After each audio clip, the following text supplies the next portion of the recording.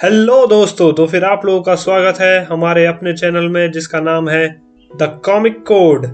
और हम लोग वापस से कंटिन्यू करने वाले हैं हमारे फेवरेट एनिमे जिसका नाम है द चेनसॉ मैन। हमने 5वें एपिसोड में देखा था कि किस तरह आकी की पूरी टीम अब एक ही फ्लोर पर फंस चुकी है और अब वो सारे परेशान हैं। उन्हें पता भी नहीं है कि ये किस डेविल का काम है। और अब हमारा 6th एपिसोड इसी के साथ कंटिन्यू होने वाला है। इसी के साथ स्टार्ट करते हैं 6th एपिसोड की कहानी। 6वें एपिसोड के शुरुआत में हमें दिखाया जाता है कि आकी एक खिड़की की तरफ बढ़ता है। उसे लगता है कि वो एक कमरे से निकलकर उस कॉरिडोर से बाहर निकल पाएगा, पर जब वो खिड़की की मदद से उस कमरे में घुसता है तो वो वापस से दूसरी तरफ से निकलता है। इसका मतलब अब वो सारे एक ही कॉरिडोर में फंस चुके हैं।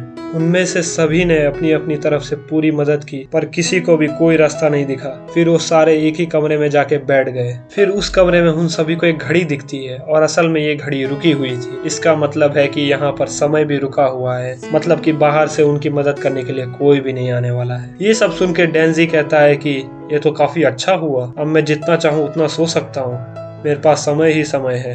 बाकी लोग डेंजी की बात सुन के काफी परेशान हो गए। असल में इसके बाद डेंजी पावर के ऊपर इल्जाम लगाने लगता है कि इसी के वजह से हम सभी फंसे हैं, क्योंकि अगर पावर छोटे से डेविल को नहीं मारती तो हो सकता है वो इस फ्लोर पर नहीं फंसते। और इसका जवाब देते हुए हिमेनो कहती है कि हाँ, हो सकता है इस सब के पीछे कोई अलग ही डेविल है और उसने हमारा ध्यान भटकाने के लिए उस छोटे डेविल को भेजा था। और वहीं दूसरी तरफ कोबेनी डर के मारे रोने लगती है। उसको रोता देख हिरोकाजु कहता है कि अरे तुम रो क्यों रही हो, तुम याद करो कि डेविल हंटर क्यों बनी थी, तुम्हें अपने बड़े भाई को यूनिवर्सिटी में भेजना है। इसका जवाब देते हुए कोबेनी कहती है कि असल में उसे जबरदस्ती डेविल हंटर बनाया गया है, क्योंकि उसके परिवार वाले चाहते थे कि कोबेनी डेविल हंटर बने और उसके पैसों से उसका बड़ा इंटेलिजेंट भाई यूनिवर्सिटी जा पाए। और इसके लिए कोबेनी के पास खाली 2 ही जॉब ऑप्शंस थे, या तो डेविल हंटर बन जाए और या तो एक प्रोस्टिट्यूट बन जाए। वहीं दूसरी तरफ हमारा डेंजी सो रहा था। हिमेनो उसे जगाते हुए कहती है कि हमने आसपास के कुछ रूम्स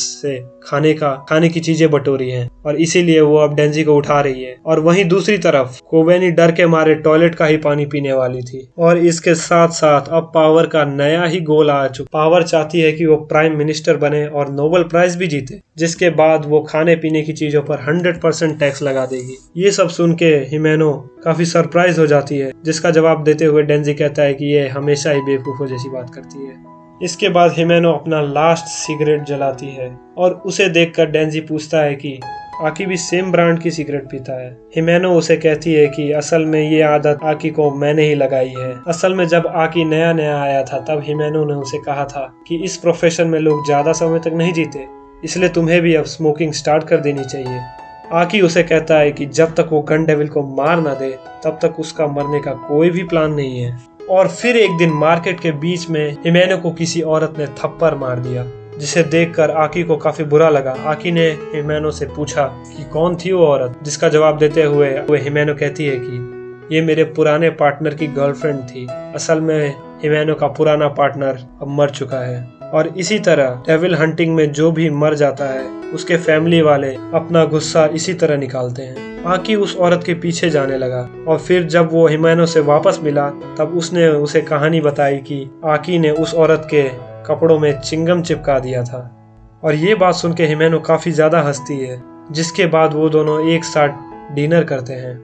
और उसी समय आकी ने पहली बार स्मोकिंग की थी। उस समय उसने कहा था कि ये उसका लास्ट टाइम है, बट आज वो पूरी तरह एडिक्टेड हो चुका है। और फिर वहां पर आकी आ पहुंचता है। आकी हिमेनो से कहता है कि उसे भी स्मोक करना है, जिसके बाद आकी और हिमेनो दोनों एक साथ स्मोक करते हैं। और उसके बाद आकी उन्हें बताता है कि आकी के पास एक बहुत बुरी खबर है। असल में उन लोगों ने जिस छोटे डेविल को मारा था अब वो काफी ज्यादा बड़ा हो चुका है।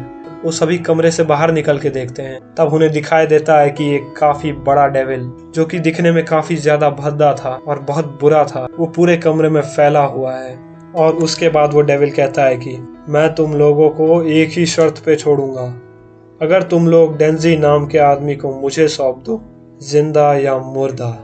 और इसी के साथ ये पूरा एपिसोड खत्म हो जाता है। उम्मीद है आप लोगों को ये एपिसोड की कहानी ज़्यादा पसंद आई होगी। और अगर आपको ये वीडियो पसंद आया तो इसे लाइक ज़रूर कर दीजिएगा और हमारे चैनल को सब्सक्राइब करिए इसी तरह के वीडियोस देखने के लिए।